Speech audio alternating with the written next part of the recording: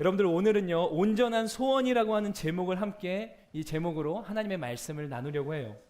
여러분, 소원이라고 하는 말, 뭔가 듣기만 해도 괜히 기분 좋아지고 뭔가 우리 마음에 이렇게 기쁜 어떤 유쾌한 감정, 참 기분이 좋아지는 말이라는 생각이 들었습니다. 그만큼 우리 삶에 있어서 이 소원이라고 하는 것이 가져다주는 영향력은 사실 크죠. 굉장히 크다고 볼 수 있습니다. 소원이 있는 삶과 어떠한 소원도 없는 삶은 사실은 큰 차이가 있습니다. 내내 같은 맥락이고 비슷한 맥락이고 거의 뭐 동의어에 가깝지만 소망이 있는 삶하고 소망이 없는 삶은 너무나도 다른 차이를 보인다라고 하는 거죠. 소원이 있다는 것, 한편으로는 소망이 있다는 거고요. 특별히 우리 그리스도인들에게 있어서 소망은요, 너무너무 중요하다고 하는 거예요. 소망. 정말 이 소망이라고 하는 건 하나님께서 우리에게 허락하신 특별한 은혜가 아닌가 싶습니다. 여러분들은 어떤 소원이 있으세요? 얼마 전에 전 세계적으로 그리고 국내에도 이 알라딘이라고 하는 영화가 굉장히 흥행했죠. 이 알라딘이라고 하는 동화의 소재에는 우리가 잘 알다시피 그 램프의 요정 지니, 소원을 들어주는 그 요정이 있습니다. 요정이라고 말하기엔 조금 무지막지하게 생겼는데 아무튼 요정이. 그래서 저는 어렸을 때 만약에 내 삶에 지니가 나타나면 나는 무슨 소원을 빌까? 지니가 세 가지 소원을 들어주잖아요. 여러분들은 안 그래보셨나요? 저는 진짜 진지하게 고민해봤어요. 왜냐하면 너무 소원이 많은데 이 세 가지로 뭘 해야, 진짜 뭘 해야 소위 말하면 이 가성비 좋은 소원이 될까? 뭘 빌어야? 그래서 진짜 고민을 하다가 제 안에 기가 막힌 아이디어가 떠오른 거 있죠. 그게 뭐였냐면 첫 번째는 제가 어렸을 때 진짜로 저는 그렇게 나라 민족을 사랑했던 어린이였답니다. 하나님, 우리나라가 통일되게 해주세요. 할렐루야. 네, 진짜로 우리나라가 왜냐면 전쟁이 무서웠나 봐요. 그래서 우리나라가 통일되게 해주세요. 첫 번째 기도죠. 들어보세요. 뭐 저런 거에 하나를 쓴다고 이런 눈빛인데 들어보시면 알아요. 두 번째 소원은 저하고 우리 모두 가족이 건강하게 해주세요. 뭐 이런 거 여러분들 동감하죠? 마지막 세 번째 소원은 뭐였냐면 소원 100개만 더 들어주세요. 이게 제가 생각한 소원이었어요. 이걸 생각하고 나서 막 내 자신이 너무 대견스러운 거예요. 세 가지에 다 빌 수 없는 걸 100번째. 그리고 나중에 이제 또 99가지 빌고 나면 100번째 소원은 그냥 아예 평생 제 곁에서 소원을 들어주세요. 뭐 이런 거. 그런 생각을 어렸을 때 했던 기억이 나더라고요. 그러니까 소원에 관해서 얘기하다 보니까 뭔가 우리 얼굴에 그래도 미소가 지어지고 뭔가 그래도 기대감이 있고 유쾌해지고 벌써 분위기가 좀 이렇게 행복한 기운이 스며오는 기분이 들기도 하는데 여러분들 이 소원이라고 하는 것 자체는요, 우리 삶을 살아갈 원동력과 사실 굉장한 힘이 됩니다. 그런데 문제는 이 모든 소원이 우리의 삶에 꼭 다 유익한 것만은 아니라는 거예요. 어떠한 소원은 정말 우리를 더 건강하게 하고 우리 삶의 열정과 원동력과 활력을 불어넣는 소원들이 있는가 하면 사실 어떤 소원들은요, 삶을 더 피폐하게 만들고 무너지게 만들고 정말 타락하게 만드는 소원들도 있다라고 하는 거죠. 그래서 잠언 말씀에 보면 11장 23절에는 의인의 소원은 오직 선하나 악인의 소망은 진노를 이룬다. 그러니까 하나님이 인정하시는 소원이 있지만 그렇지 않은 소원도 있다라고 말씀이 지금 딱 이렇게 대비시켜 보여주고 있죠. 잠언 10장 28절 말씀에는 의인의 소망은 즐거움을 이루어도 악인의 소망은 끊어진다. 그러니까 소망이라고 소원이라고 다 같은 게 아니라 라고 하는 것을 말씀이 증거하고 있는 거예요. 사실 우리는요, 어떤 면에서는 그렇다면 무엇이 유익하고 건강하고 온전한 소원인지를 분별하는 사실은 그 분별력과 지혜도 부족한 것이 사실이에요. 누가 봐도 저 소원은 저건 아닌 것 같은데 하는데 본인은 나는 이 소원을 굉장히 좋은 소원이라고 여기는 사람이 있을 수도 있는 거예요. 그래서 우리 안에 참 분별력과 지혜가 필요하기도 한데 여러분, 그래서 우리는요, 날마다 기준을 명확하게 바라볼 필요가 있어요. 왜냐하면 기준이 있으면 그 기준을 가지고 이것이 그른지 아닌지를 우리가 판단할 수 있지 않습니까? 날마다 우리가 기준을 명확하게 바라보는 삶이 너무나 중요하다. 그래서 기준 없는 삶은 정말로 타락하기 십상이고 막 그냥 바람에 나는 겨와 같이 이랬다가 저랬다가, 그러니까 바람에 나는 겨, 우리 농어촌 전형의 분들은 잘 아시죠? 저도 농어촌 출신이거든요.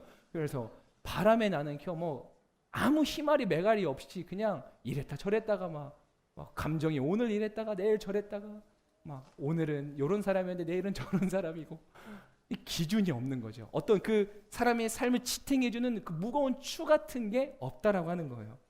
그래서 여러분 우리는 날마다 기준을 명확히 바라보며 우리의 삶을 끊임없이 점검해 보는 거죠. 신앙생활도 마찬가지예요. 나의 걸음을 돌아보며 점검해 보는 일. 왜냐하면 신앙생활은 길을 가는 거잖아요. 그래서 성경은 넓은 길이 있고 좁은 길이 있다라고 우리에게 제시하지 않습니까? 생명의 길이 있고 사망의 길이 있음을 제시해요. 우리의 신앙생활을 다르게 표현하면 길을 가는 건데 길을 내가 잘 가고 있는가를 점검해 볼 필요가 있는 거예요. 그래서 다시 말씀드리지만 기준이 필요합니다. 우리 삶의 푯대가 필요한 거예요. 그 푯대가 무엇이겠습니까? 그 기준이 무엇이겠어요? 바로 예수 그리스도라고 한다는 사실입니다. 할렐루야. 예수 그리스도의 삶, 그게 우리 삶의 기준과 같은 삶의 모습이 될 수 있다라고 하는 거예요. 그리고 예수님은 곧 말씀이시죠. 말씀, 살아계신 이 하나님의 말씀이 우리 삶 가운데 기준이 되고 푯대가 되고 무게추가 된다라고 하는 거죠. 여러분 오늘도 말씀을 통해서 우리 삶을, 특별히 저와 여러분들의 이 소원을 점검해 볼 수 있기를 바랍니다. 특별히 여러분 말씀에 기록되기를 하나님은요, 하나님 자신의 기쁘신 뜻을 위하여 우리 가운데 소원을 주셔서 행하신다라고 하는 말씀이 있는데, 우리 다 함께 빌립보서 2장 13절 말씀을 읽을 거거든요. 여러분 근데 예배는 하나님께 드리는 거니까 말씀을 힘있게 선포하고 낭독하는 것도 예배의 행위 가운데 하나거든요. 여러분들 우리 같이 예배해 봅시다. 우리 힘있게 말씀을 힘있게 읽어볼게요. 내 귀에 들린 대로 하나님 행하겠다 하셨으니까 이 말씀이 내 삶 가운데 이루어지길 바라며 시작. 너희 안에서 행하시는 하나님이시니 자기의 기쁘신 뜻을 위하여 너희에게 소원을 두고 행하게 하시나니. 크게 아멘 하겠습니다. 아멘. 여러분 오늘 본문의 말씀은요, 우리에게 아주 익숙하고 심지어 하나님을 믿지 않는 자들에게 있어서도 잘 알려진 스토리예요. 바로 솔로몬이라고 하는 왕이 있었는데, 그 솔로몬의 꿈 가운데 하나님이 친히 찾아오셔서 소원을 묻죠. 그리고 그 소원 앞에 하나님 지혜를 구합니다. 넌 지혜를 원합니다 라고 말한 장면, 아주 유명한 스토리입니다. 오늘 본문 4절의 말씀이 이 솔로몬 왕을 소개하는데, 오늘 이야기에 등장한 이 주인공 솔로몬을 4절 말씀에 뭐라고 시작하냐면 왕이라고 해요. 왕. 이 솔로몬은 왕이었다라고 하는 거예요. 이 왕이 제물을 드리러, 곧 하나님 앞에 제사를 드리기 위해서 기브온이라고 하는 곳에 가요. 거기에 큰 산당, 그러니까 예배를 드리는 공간이 거기에 있었거든요. 이때는 아직 하나님의 기뻐하시는 성전이 완공되기 전이었기 때문에 이런 어떤 산당 같은 곳에서 예배를 드릴 수밖에 없었어요. 그런데 이 기브온이라고 하는 곳에 있는 산당이 오늘 말씀에도 기록하듯이 가장 큰 산당이자 세번역 말씀의 번역에 보면 제일 유명한 산당, 제일 크기 때문에 또 그랬겠죠. 가장 큰 산당, 제일 유명한 산당에 이 솔로몬이라고 하는 왕이 하나님을 예배하기 위해서 막 왕만 갔겠습니까? 여러분들 왕이 행차하려고 하면 신하들 다 데릴 것 같겠죠. 그 엄청난 그 정성을 들여서 가는 거예요. 왜 제가 정성이라고 말하냐면, 거기 가서 제사를 드리는, 이 당시는 구약의 시대니까 제물을 드리는데 짐승 1000마리를 제물로 드립니다. 1000마리. 와, 엄청난 정성이죠.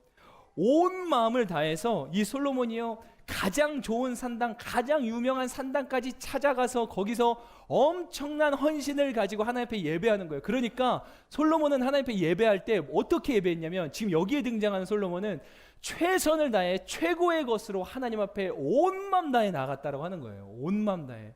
여러분 이게 우리가 가져야 될 예배자의 태도입니다. 최고의 하나님 앞에 최선의 것을 드리는 거예요. 그게 가장 먼저는 우리의 본질적인 마음, 우리의 마음. 근데 여러분 그렇죠. 연인 관계 사랑을 할 때도 꼭 말해야 하냐, 표현해야 하냐? 아니요, 여러분 표현해야 알기 때문에 마음은 표현을 통해서 증거되는 거거든요. 그러니까 그런 분들 있죠. 예배할 때 여러분 우리가 온 마음 다해 하나님 앞에 적극적으로 나아갑시다. 예배하면 목사님 꼭 그렇게 요란 떨지 않아도 제 마음에는 주님을 향한 사랑이 있답니다. 네, 아멘이에요. 저는 의심하지 않습니다. 그러나 진짜 그 마음에 불일 듯한 사랑이 있으면 그 향기는 드러나고 전해질 수밖에 없는 거예요. 정말 그 사람이, 여러분들이 자기 마음을 꽁꽁 감추고 싸매려고 하시는 분들은 아닐 거잖아요. 그렇지 않는 이상 드러나거든요. 그래서 예배하는 저는 모습이 중요하고, 그 모습이 중요하기 때문에 저는 아까도 말씀드렸다시피 훈련이 필요하다고 생각하는 거예요. 예배자는 하나님의 손에 의해서 훈련되어질 필요가 있어요. 그래서 뭐 나의 부끄러움을 탈피하는 훈련도 필요하고 그 어떤 하나의 문지방 같은 걸 뛰어넘는 일이 필요합니다. 자, 솔로몬을 통해서 보면 그가 온 마음 다해 하나님께 예배했다. 최선의 것을 최고의 하나님 앞에 드렸다는 거죠. 물질의 영역도 마찬가지예요. 여러분 헌금 생활 잘하고 계시리라고 믿는데 헌금도 내 보물이 있는 곳에 내 마음이 있다고 주님 말씀하셨어요. 근데 진짜 그렇지 않아요, 여러분? 저희 부모님은 제가 이제 첫 믿음이어서 나중부터 신앙생활을 하셨는데 진짜 그렇더라고요. 이게 하나님이 그 신앙의 어떤 링크를 거실 때 딱 걸리는 부분 중에 하나 진짜 물질이더라고요. 제가 이제 부모님을 저는 어렸을 때부터 교회를 다녔기 때문에 그냥 그렇게 배워와서 당연하게 여겼는데 장성한 분량에 이르러서 신앙생활 시작하는 부모님을 보면서 진짜 그렇구나. 이 보물을 드리는 게, 내 물질을 드리는 게 진짜 신앙의 영역에서 큰 거구나라는 걸 제가 간접 경험을 했어요. 여러분 헌금도 마찬가지입니다. 뭐 인색함으로 드리는 거, 뭐 하나님이 뭐 돈이 없어서 뭐 우리한테 뭐 이렇게 뜯어내시는 분이 아니잖아요. 이 모든 것이 하나님의 것임을 우리가 자발적으로 고백하며 드리는 거 아니겠습니까? 물론 여러분들 중에 정말 사정이 녹록지 않아서 하나님 앞에 드리고 싶어도 드리지 못하는 일들도 참으로 많지만, 그러나 하나님이 과부의 2 렙돈을 칭찬하셨다는 것을 우리가 기억한다고 한다면 우리가 드릴 수 있는 최선의 상황을, 최선의 마음을 하나님이 기뻐하신다라고 하는 것은 우리가 어렵지 않게 다 잘 알고 계실 거예요. 여러분들 적극적으로 하나님 앞에 나아가시고 드리시고 훈련하시길 바랍니다. 다시 이제 말씀으로 돌아오면, 자, 온 마음을 다해 나아갔던 그 솔로몬의 모습을 보면서 하나님이 그 솔로몬을 보면서 얼마나 예쁘셨겠어요. 예뻐 보였겠어요. 여러분 부모는 자식의 본분을 다할 때, 그리고 자신의 도리를 다할 때, 자식으로서의 도리를 다할 때 가장 큰 보람과 기쁨을 느끼기 마련이죠. 제 아들은 아직 11개월밖에 안 돼서 자기의 본분이 뭔지는 모르는 것 같아요. 그냥 잘 먹고 잘 싸고 잘 자는 게 자기 본분이니까 기뻐요. 맞아요. 그냥 잘 먹고 잘 자고. 얼마 전에 너무 아팠어가지고 그냥 지금 우리 아들은 건강한 게 자기의 본분이니까 잘 자라는 게, 그래서 잘 자라는 게 너무 기쁘고 보람되죠. 그러나 장성한 분량에 이르면 자식의 또 다른 본분과 도리가 주어져요. 근데 그 본분과 도리를 우리는 흔히 알기 쉽게 효도라고 한다면, 그 효도하는 모습, 그걸 보면서 부모의 자랑과 기쁨이 되지 않겠습니까? 여러분 하나님 마음도 똑같습니다. 하나님 우리의 아버지가 되시고 창조주가 되시는데, 창조주는요 피조물이 지어진 목적에 맞게 자신의 본분을 다할 때, 그 자신의 도리를 피조물이 다할 때 하나님은 최고의 보람과 기쁨을 느끼시는 거예요.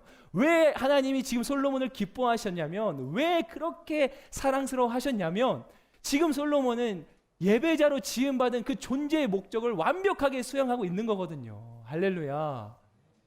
솔로몬은 자기의 본분을 다하는 거예요. 자기의 도리를 다하고 있어요. 그러니 오늘 본문에 등장하는 이 솔로몬 통치 초년의 이러한 모습들은 하나님 보시기에 너무너무 기쁘셨다는 거예요. 물론 애석하게도 그랬던 솔로몬이 그의 말년에 가서는 교만하고 타락했다는 것이 너무 안타깝기도 하지만, 이 열왕기상 3장 4장에 등장하는 솔로몬의 모습은 하나님의 마음을 흡족하게 하기에 너무나 충분했다는 거죠. 여러분 그래서 이제 솔로몬에게 별명이 있었어요. 그게 그 별명이 여디디아라고 하는 별명 이름이었는데, 이 여디디아는 뜻이 하나님의 사랑을 받는 자라고 하는 거였어요. 이게 솔로몬이 갖고 있던 그에게 주어진 칭호, 정체성이었다는 거죠. 하나님의 사랑을 받았던 솔로몬, 하나님은요 친히 밤중에 꿈 가운데 그에게 찾아가셨어요. 그리고 대뜸 하나님이 물으시죠. 내가 너에게 무엇을 해줄까? 물으셨어요. 너의 소원이 무엇이냐고 하나님이 물어보시는 거예요. 여러분 정말 우리가 원하는 하나님의 모습 아닙니까? 진짜 이게 우리가 원하는, 저와 여러분들이 기대하고 바라는 하나님의 모습 아니에요. 헌신하라, 순종하라, 십자가를 지고 나를 따르라 이런 거 말고, 하나님이 찾아오셔서 너 선교 나가야 돼 이런 거 말고, 하나님 내 삶 가운데 찾아오셔서 너 소원이 뭐니? 이런 하나님을 누가 마다하겠습니까? 누가 부담스러워하겠어요? 순종, 헌신, 십자가 이런 거 말고 소원을 묻는 하나님. 여러분 그런데 이 소원을 묻는 하나님의 모습을 기대하기 전에 다시 말씀드리자면 그의 앞선 말씀을 기억하셔야 돼요. 솔로몬은 하나님께 최선과 최고의 곳으로 나아갔다는 거예요. 소위 하나님께서 그렇게 친히 찾아가셔서 물으실 만한 사람에게 먼저 찾아가셨다는 거예요. 하나님은 전지전능하신 분이시기에 친히 솔로몬이 무엇이 필요할지를 아셨죠. 그래서 찾아가셨습니다. 그리고 물어보셨어요. 온 마음 다해 하나님을 사랑했던 솔로몬에게 하나님은 임재하시고 찾아오셨다. 여러분, 온 마음 다해 하나님을 사랑하는 자에게 하나님께서 임재하시는 줄로 믿습니다. 할렐루야. 여러분, 하나님의 임재를 갈망하십니까? 하나님의 은혜를 간절히 사모하시나요? 우리가 하나님을 온 마음 다해 사랑할 수 있기를 주님의 이름으로 축원합니다. 여러분, 하나님께서 온 마음을 다했던 그런 솔로몬의 마음을 인정해 주셨다는 거죠. 찾아오셨다는 건 그 마음을 인정하셨다는 거예요. 제가 언젠가도 말씀 나누면서 저의 짧은 간증을 했던 것 같아요.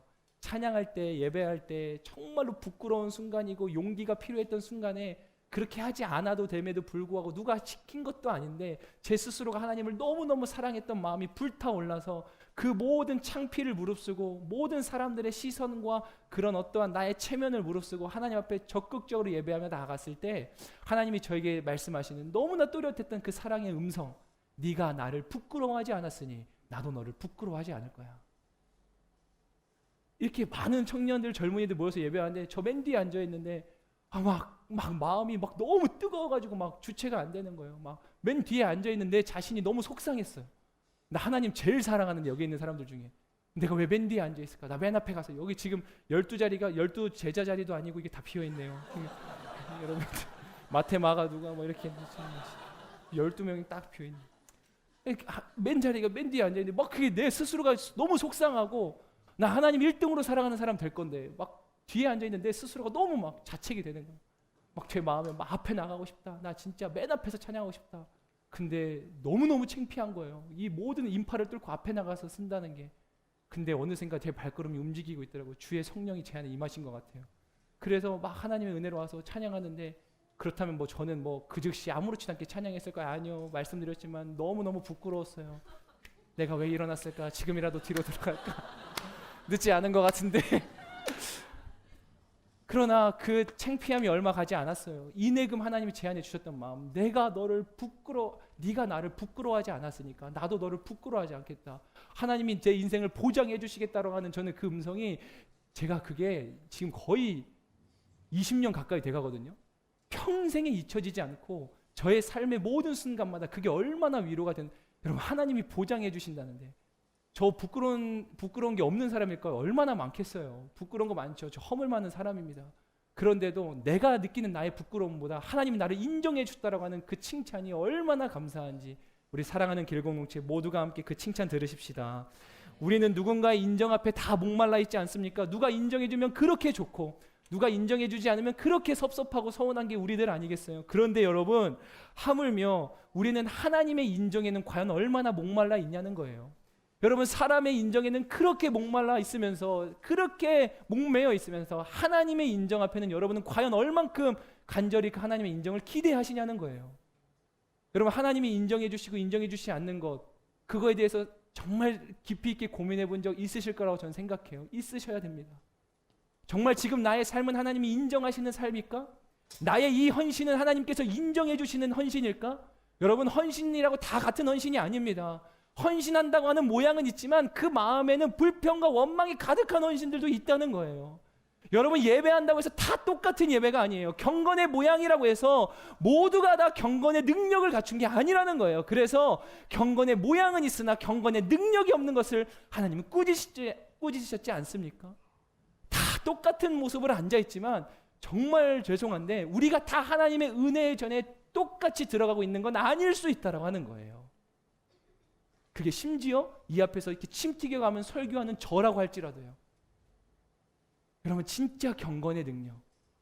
지금 여러분들의 모습을 하나님이 보실 때, 아니, 자, 저문을 들고 오늘 아침에 일어나서부터 눈을 뜨고 세수하고 옷을 갈아입고 이 모든 순간부터 한번 잘 생각해 보세요. 하나님 앞에 예배하기 위해서 나오는 이 순간까지 그 모든 시간을 하나님이 다 보셨을 때 여러분들을 보면서 하나님이 어떻게 말씀하실 것 같으세요? 야, 너 진짜 이뻐 죽겠다, 이렇게 말씀하실 것 같아요? 아니면 너 지금 뭐하니? 왜 그러고 있니? 라고 말씀하실 것 같으세요? 뭐 저는 이건 절대적이라고 믿지 않아요. 전 주일학교 때부터 그렇게 훈련을 받아서 진짜 그래요. 주일날 되면 가장 처음 입는 옷. 그러니까 여러분 오해, 제가 매주마다 옷을 산다는 건 아니고요. 빨아놓고 저는 웬만하면 이렇게 주일날 입어야 될 옷들은 이렇게 진짜 잘 다려서 이렇게 양말도 양말이 똑같은 양말이 양말통이 여러 개가 있으면 그 중에 제일 새 거 같아 보이는, 뭐 매주 새 걸 살 수 없으니까 제일 새 거 같아 보이는 양말, 그냥 그게 저만의 의식이에요. 하나님을 향한. 내가 하나님 이렇게 사랑합니다. 여러분 여자친구 남자친구로 만나러 갈 때도 온갖 정성을 다 들이는데 우리 자매님들 제가 잘 모르지만 형제님들도 뭐 엄청 세팅하고 막 하지 않습니까? 그런데 하나님 만나러 가는데 그냥 입고 있던 옷 막 그냥 떡진 머리 막 그렇게 가지 않아야 된다고 저는 생각해요. 그래가지고 하나님 서운하게 하면 안 되니까. 내가 사람 만나러 갈 때도 그 온갖 정성을 들이는데 내가 하나님 만나러 가는데 이렇게 나가면 안 되지. 그냥 그게 제가 어렸을 때부터 훈련받은 거라 그렇게 그냥 뭐든지 하나님 앞에 최고의 것을 드리고 싶은 그냥 저만의 몸부림이에요. 그런데 자 보세요. 자 우리 하나님의 인정을 다 받을 수 있기를 소망하는데 우리가 오늘 말씀을 조금 더 한번 들여다볼 건데, 여러분 하나님이 찾아오셨고 친히 먼저 무엇이 필요한지 무엇이 원하는지를 물으셨죠. 그런데 여기에 대답한 솔로몬의 대답이 완전 너무나 일품이었어요. 일품 대답. 이 믿는 자의 관점으로 보자면 진짜 가히 경이로운 대답이었어요. 진짜 만점 대답이었죠. 오늘 말씀의 제목처럼 솔로몬이 구한 소원은 온전한 소원이었습니다. 왜 그의 소원이 온전한 소원일 수 있었는지 첫 번째 이유는, 자 우리 한번 같이 읽어볼까요? 시작. 하나님의 은혜를 먼저 기억했다. 그리고 하나님을 찬양했다. 6절 말씀도 우리 같이 한번 읽어보겠습니다. 6절 말씀 시작. 솔로몬이 대답했습니다. 주께서는 주의 종 내 아버지 다윗에게 큰 은총을 베풀어 주셨습니다. 그가 주께 충성스러우며 의롭고 정직했기 때문입니다. 또 계속해서 이 큰 은총을 베풀어 오늘과 같이 그 왕위에 앉을 아들을 그에게 주셨습니다. 아멘. 여러분 아마 대개의 사람들이라면 하나님이 네 소원이 무엇이니라고 물어보면은 그래도 그러니까 그래도 뭐랄까요, 인지상정이니까 감사 인사 정도는 했을지 몰라도 아마 막 너나 할 것 없이 서둘러 막 그 소원을 말하고 싶은 마음에 엄청나니 뭐랄까요, 막 그런 욕구와 그런 마음이 있지 않았겠어요? 그런데 일단 솔로몬은 섣불리 구하지 않았어요. 이 와중에도 성급하지 않았어요. 안달나지 않았습니다. 침착하게 오히려 그 상황 속에서도 네가 원하는 게 무엇이냐고 묻는 그 와중에도 솔로몬은 침착하게 하나님의 마음에 흡족한 대답을 먼저 드립니다. 하나님의 은총을 솔로몬이 기억해요. 여기서 말하는 은총은 하나님의 한량없는 자비, 은혜, 변하지 않는 사랑을 나타낼 때 사용하는, 여러분 많이 들어보셨을 거예요. 헤세드라고 하는 단어예요. 그러니까 변하지 않는, 불변하지 않는 하나님의 사랑을 뜻하는 것.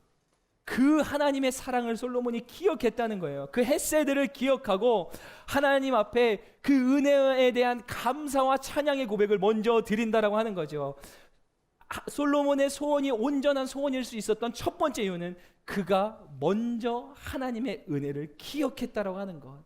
그런가 하면 솔로몬이 하나님께 구했던 소원이 온전한 소원이 될 수 있는 두 번째 이유는 다음과 같습니다. 우리 같이 읽어볼까요? 시작. 하나님 앞에서 철저히 자신을 낮추며 겸손한 마음으로 나아갔다. 7절 말씀 읽습니다. 시작. 네, 하나님 여호와여, 이제 주께서 제 아버지 다윗을 대신해 주의 종을 왕으로 삼으셨습니다. 그러나 아직 저는 나이가 어리고 어떻게 제 임무를 수행해야 할지 모릅니다. 아멘. 여러분 겸손했어요. 두 번째 이유는 솔로몬이 겸손했다는 거예요. 겸손은 철저히 하나님을 인정하는 사람만이 가질 수 있는 마음이자 태도입니다. 왜냐하면 하나님의 살아계심을 인정한다면, 지금 우리와 함께하고 계시는 하나님을 인정한다면 결코 그 사람은 교만할 수 없기 때문이에요. 우리는 하나님의 하나님 되심을 인정하지 못하기에 교만한 겁니다. 하나님이 지금 살아계시다는 사실을 인정하지 못하기에, 하나님이 지금 나와 함께하고 계심을 인정하며 살아가지 않기 때문에 교만한 거예요. 여러분 아는 것과 인정하는 건 달라요. 하나님을 인정하는 사람은 그 하나님 앞에서 우리가 얼마나 무능한지, 얼마나 부족한 존재인지를 철저히 깨닫기 때문에 겸손할 수밖에 없습니다. 하나님의 은혜가 아니면 나에게 어떠한 소망도 없다는 걸 절실히 깨닫기에 하나님 앞에서 엎드릴 수밖에 없는 거예요. 그게 진짜 겸손한 자의 모습이라고 하는 거죠. 제가 정말 좋아하는 어떤 지금 목사님이 되셨는데, 그 목사님이 언젠가 이런 고백을, 이렇게 피아노를 너무 잘 치는 목사님이세요. 목사님인데 피아노를 진짜 잘 쳐요. 같이 찬양 사역을 할 때 이렇게 피아노를 섬기던 목사님인데 피아노를 너무 잘 치는데 그분이 이렇게 고백하는 거예요. 진짜 그분은 밖에 나가서 뭐 재즈 피아노를 전공했는데 이렇게 그 음악인의 길을 가도 이게 대성 하지 않았을까? 근데 그분이 그걸 가지고 하나님의 나라를 위해서 헌신하고 교회 안에서 그 교회의 아름다운 음악들을 만들어가는 그 모습들. 근데 그분이 하나님의 은혜가 아니면 손가락 하나 까딱할 수 없는 저의 인생입니다. 전 너무 멋있었어요. 하나님 은혜가 아니면 손가락 하나 까딱할 수 없는 게 우리의 인생이라고. 저는 그 표현을 너무 좋아하게 됐어요. 그래서 기도할 때도 하나님 은혜 없이는 아무것도 아닙니다. 하나님 은혜 없이는 손가락 하나 까딱할 수 없는 게 우리의 인생입니다. 라고 고백할 수밖에 없게 됐습니다. 여러분, 겸손은요, 비관적인 태도나 비굴함과는 다른 거예요. 무작정 자신을 그냥 깎아내리는 게 겸손이 아닙니다. 오늘 담임 목사님 말씀 가운데 겸손에 대해서 이렇게 말씀해 주셨어요. 겸손이라는 것은 자기 자신과 상황을 있는 그대로 받아들이는 거다. 그러니까 겸손은요, 자기 자신을 정직하게 대하는 마음이라고 할 수 있습니다. 자신의 처지와 상황을 올곧게 인정하고 받아들이는 거예요. 상황을 겸허하게 바라보는 거예요. 여러분, 우리의 상황과 처지가 어떠하죠? 우리는 다시 말씀드리지만 하나님의 은혜 없이는 단 하루도 살아갈 수 없는 완전히 전적으로 무능한 사람들이라고 하는 거예요. 여러분, 여전히 하나님 없이도 살아갈 수 있다라고 하는 마음이 있으세요? 여전히 여러분 안에 무언가 의가 남아 있으세요? 여러분 힘으로 뭔가 해볼 수 있겠다라고 하는 그 어떠한 그 일말의 여전한 가능성을 가지고 계세요? 죄송합니다. 여러분, 절대 아닙니다. 우리 하나님의 은혜가 아니면 살아갈 수 없어요. 모든 게 주님의 은혜예요. 정말 모든 게 주님의 은혜입니다. 여러분이 마음에 어떤 의지를 갖고 계세요? 그 의지를 주신 분도 하나님이심을 저는 믿습니다. 살아갈 힘과 능력과 지혜와 이 모든 것, 아니 여러분 아무리 그럴듯할 세상 제일 가는 의지가 있으면 무엇합니까? 누구도 꺼뜨릴 수 없는 열정의 불꽃이 있으면 무엇이겠어요? 하나님이 이 들숨과 날숨 중에 하나의 숨만 멈추셔도 그 열정은 아무 쓰잘데기 없는 게 되어버리는 걸요. 여러분, 세상 제일 가는 지혜와 지식이 있으면 무엇하겠냐는 거예요. 하나님이 그 들숨과 날숨 가운데 하나의 숨만 걷어가셔도 아무 쓸모없는 걸요. 여러분, 그렇게 열심히 돈 벌고 그렇게 열심히 나를 위해서 부를 축적한다 한들 일순간에 다 사라질 수 있는 게, 한낱 재와 같이 사라질 수 있는 게 그런 것들 아니겠습니까?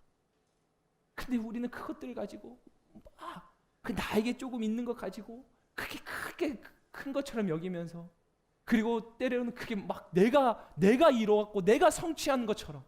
여러분들에게 지혜를 주시는 분은 누구세요? 여러분들에게 의지를 주시는 분은 누구세요? 여러분들에게 열정을 주시는 분은 누구며, 여러분에게 삶의 건강과 그 모든 능력과 아이디어와 창의력과 그 모든 걸 주시는 분이 누구시냐는 거예요. 사랑하는 마음을 누가 주세요? 겸손하려고 하는 그 선한 의지를 누가 주시냐는 거예요. 여러분이 예배 가운데 나오고자 하는 그 선한 마음을 대체 누가 주시냐는 거예요. 내가 온 것 같다고요? 아닙니다. 하나님이 우리로 하여금 그렇게 하신 줄로 믿습니다. 그래서 오늘도 우리는 예배 드릴 수 있는 게 특권이라고 고백하는 겁니다. 내가 예배 드리러 온 게 아니고요, 하나님이 나로 하여금 예배하게 하셨다라고 저는 믿습니다. 겸손은 자기 자신을 정직하게 대하는 것, 하나님의 은혜를 인정하는 것.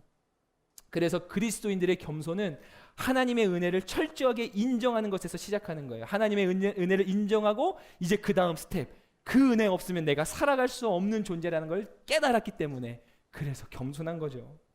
그래서 사도 바울은 다음과 같이 겸손에 대한 그리스도인들의 표본과 같은 고백을 했습니다. 갈라디아서 2장 20절 말씀 같이 큰 소리로 고백하겠습니다. 우리의 고백처럼 시작. 나는 그리스도와 함께 십자가에 못 박혔습니다.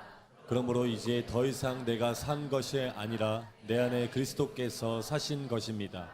지금 내가 육체 안에 사는 것은 나를 사랑하셔서 나를 위해 자신의 몸을 내어주신 하나님의 아들을 믿는 믿음으로 사는 것입니다. 크게 아멘 하겠습니다. 아멘, 아멘, 할렐루야. 여러분, 하나님 안에서 자아가 죽는 것, 그리고 내 안에 그리스도가 사시는 것, 이게 진짜 겸손이죠. 그런가 하면 마지막 세 번째 이유입니다. 솔로몬의 소원이 온전한 소원일 수 있었던 것, 하나님께 능력을 구하며 그가 전적으로 하나님만 의지했기 때문이라는 거예요. 9절 말씀 같이 읽어볼까요? 시작. 그러니 주의 종에게 옳고 그름을 가려내는 마음을 주셔서 주의 백성들을 잘 다스리고 선악을 분별하게 해주십시오. 누가 주의 이 많은 백성들을 다스릴 수 있겠습니까? 솔로몬은 자신의 삶은 자신의 힘으로 되는 것이 아님을 알았죠. 그래서 자신이 비록 세상 누구도 부럽지 않은 왕의 자리에 있다라고 할지라도 그러나 그 자리는 하나님께서 도와주시지 않고는 되지 않는다는 걸 알았다는 거예요. 전적으로 하나님만 의지하며 나아갔던 게 솔로몬이었다라고 하는 겁니다.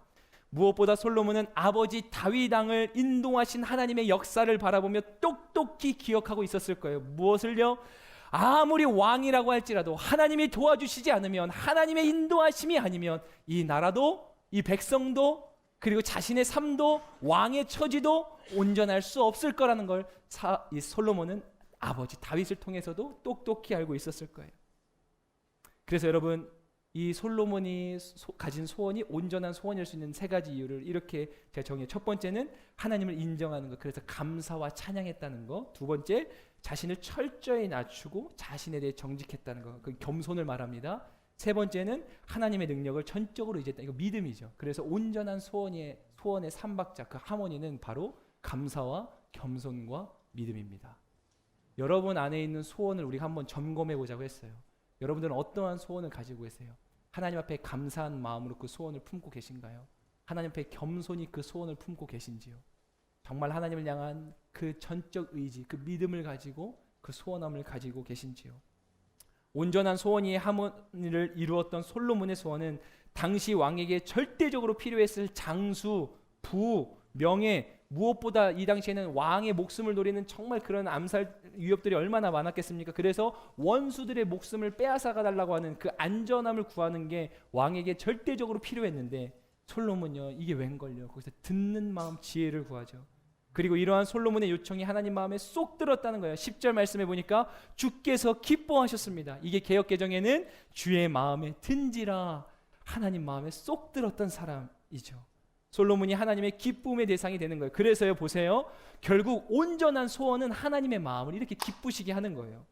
그리고 온전한 소원은 무엇이냐면 지금 솔로몬의 모습을 보듯이 자신을 위한 게 아니라 사명을 위해 구하고 하나님 나라를 위해서 구할 때. 그래서 기록된 말씀에도 보면 마태복음 6장 33절에 제가 읽을게요. 오직 너희는 먼저 그의 나라와 그의 의를 구하라. 그러면 이 모든 것도 너에게 더해 주실 것이다. 아멘. 그게 하나님 기뻐하시는 온전한 소원이라는 거죠. 우리가 이제 같이 기도의 자리로 나가려고 하는데, 여러분, 제가 오늘 설교를 준비하면서 청년들에게 물어봤어요.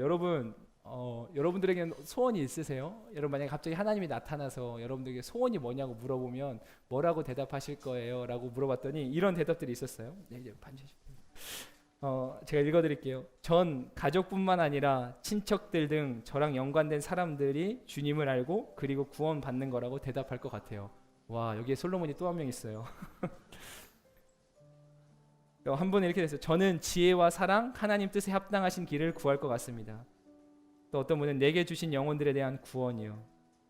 어떤 분, 전 이 얘기 듣고 야, 대단하다 싶었는데 마음이 아팠어요. 그냥 지금 천국 가면 안 되나요? 라고 말할 것 같아요. 질문을 받고 나니까 세상 것이 다 헛되다는 게 정말 느껴지네요. 또 어떤 분은 항상 재물이 있었으면 좋겠다 생각하는데 하나님께서 그렇게 물어보시면 못 구할 것 같아요. 저는 세상에서 크리스천으로서 모든 일을 잘 헤쳐나갈 지혜와 통찰력을 구할 것 같습니다. 또 어떤 분은 하나님께서 그렇게 물으신다면 끝까지 하나님과 함께 할 수 있기를 구할 것 같아요. 마지막은 저도 제가 이 세상에 있으면서 하나님과 평생 동행하고 많은 영혼들을 하나님께로 인도할 수 있는 통로가 되게 해달라고 구할 것 같아요 라고 하더라고요. 솔로몬이 너무 많아요. 솔로몬들이. 근데 아마 이분들은 그렇게 짐작했겠죠. 제가 여러분 그 앞에 전제 조건을 달았잖아요. 여러분, 하나님께서 여러분들에게 소원이 뭐냐고 물어보시면 여러분 어떻게 대답할 거예요? 그래서 이런 대답, 너무 훌륭한 대답들이지 않아요? 우리 MC들 대답이에요. 야, 길공동체 희망과 소망과 앞날이 엄청 기대됩니다. 이런 훌륭한 MC들. 근데 제가 이 질문을 부르면서 처음에는 뻥치고 있네 소리를 했다가 뻥치고 있네, 다 소원 말하면 막 돈 이런 거 막 취직 막 뭐 남자친구 결혼이요 막 이런 거 할 거면서 막 갑자기 카톡에는 경건하게 저는 구원이요, 저는 가족에 대한 영혼의 사랑이요.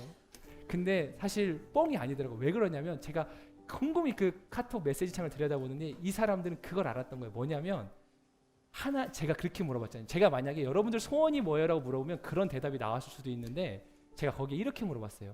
여러분, 하나님이 여러분에게 소원이 뭐냐고 물어보면 여러분 뭐라고 대답할 거예요?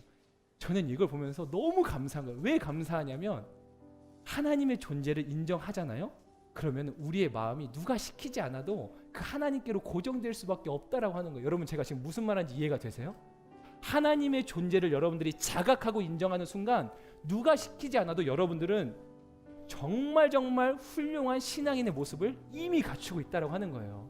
여러분들 스스로가 나는 너무 세속적이야, 나는 너무 돈과 명예를 바라는 사람이요, 왜 그렇게 느껴지냐면 내가 하나님을 자각하는 걸 놓치고 살기 때문이에요. 근데 여러분 보세요. 여기 있는 우리 청년들 다 똑같은 상황. 하나님께서 그렇게 물어보시면 돈과 명예, 램프의 요정 진이가 물어보면 돈 명예라고 할 수 있겠죠. 그러나 하나님이 그렇게 물어보시면 누구라도 다 이렇게 대답할 거예요. 그래서 비밀을 깨달았어요. 여러분 우리가 온전한 순종, 온전한 사랑, 온전한 소원을 품고 살아가는 가장 큰 비결은 하나님을 인식하시라는 거예요. 하나님을 자각하시라는 거예요. 지금 하나님이 여러분들의 삶을 보고 계시고, 지금 하나님이 여러분들의 삶을 주목하고 계시고, 지금 하나님이 여러분들의 마음의 문을 노크하고 계신다. 이것만 잊지 않으셔도요, 여러분 안에 성령께서 여러분들을 정말 멋진 그리스도인의 삶으로 그렇게 열매 맺어가게 하실 줄로 믿습니다. 여러분 우리 이 시간에 찬양하고 기도할 거거든요. 근데 찬양할 때도 다른 거 생각하지 말고 하나님만 자각하는 거, 인식하는 거예요.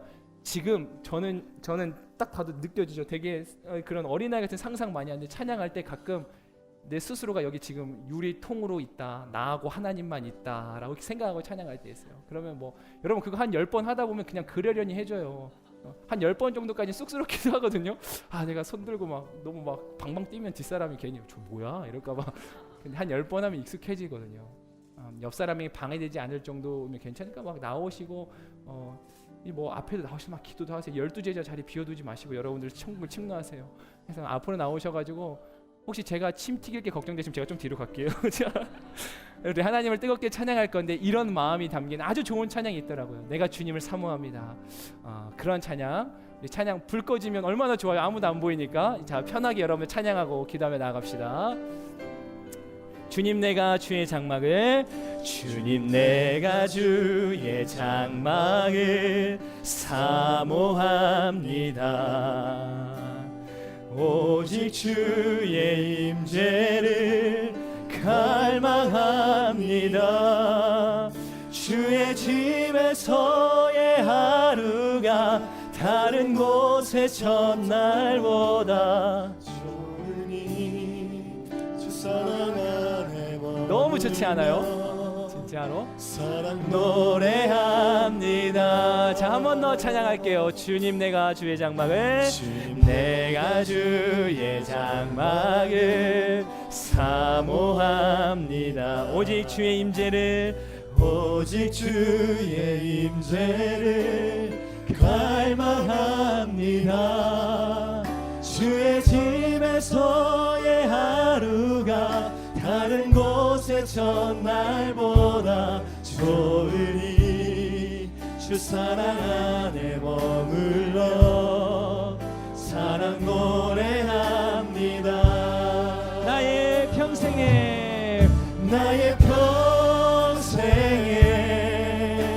단 한 가지 소원, 주의 아름다우심 보며 사랑 노래하는 것, 나의 왕 되신 주님의 얼굴 구하며 그 사랑 안에 머물러 사랑 노래. 자 여러분 우리 한번 다 자리에서 일어나서 찬양해 봅시다. 주님 내가 주의 장막에, 주님 내가 여러분 감사합니다. 사모합니다. 사모합니다. 오직 주의 임재를, 오직 주의 임재를 갈망합니다. 주의 집에서. 자 우리 반주도 더 크게 해주세요. 우리 힘있게 찬양합시다. 첫날보다 좋으니 주 사랑 안에 머물러 사랑. 자 한 번 더 고백할 거예요. 우리의 모든 마음을 담아 주님 내가 주의 장막을, 내가 주의 장막을 사모. 주님 사랑합니다. 우리 고백합시다. 오직 주의 임재를 갈망합니다. 아멘.